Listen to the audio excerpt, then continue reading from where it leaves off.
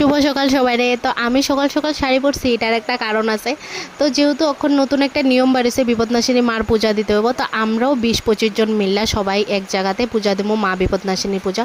তো এই ভিডিওটা হলো কালকে আসলো সঞ্জমের দিন, আর কালকে যেহেতু সোমবার আসলো তো আমি শিবের মাথায় জল টল ঢাললাম। আমার একটু আইতে লেট হয়ে গেছে গা, সবাই খাইয়া লেছে, তো লাস্ট আসছিলাম আমি।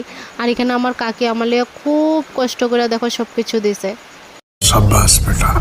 তো এখানে আমার কাকি আম কলা সাবু সব দিয়ে দিছে। তো আমি প্রথমে আমটা খাইয়া লেছি, তারপর এখানে সাবু কলা মাইখা তারপর খাইছি। আর আমার মতন কে এভাবে সাবু কলা খাইতে পছন্দ করো আমার কমেন্ট সেকশনে জানাই দিও। তো তো দেখো আমি এখানে একলা একলা খাইতেছি, কিন্তু আমি একলা না, তোমরা আসো না আমার লগে। আমি একলা না খাইতে ভাল লাগে না, তোমরাও খাও না নো। যাই হোক, মজা করতেছিলাম। তো এখানে দেখো পূজার সব কিছু জিনিস রাখা আছে। তো এটা গেল সকালের খাওয়ান। এখন দেখো এখানে রুটি আর চা বানানো হয়েছে। তো আমি যেহেতু গুড গার্ল, আমি চা খাই না মজা করতেছি। তো আমি চা ভালো পাই না, তার কারণে আমি রুটিটা খাই না, আমি পরে খামো। তারপর আইসে ইনি মশাইকে জানেন, এই যে বৃষ্টি মশাই।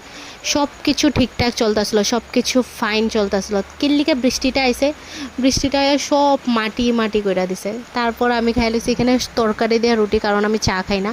তারপর রাত্র হয়েছে, আমরা ভাত টাত খেয়ে যেতেছি বাড়িতে।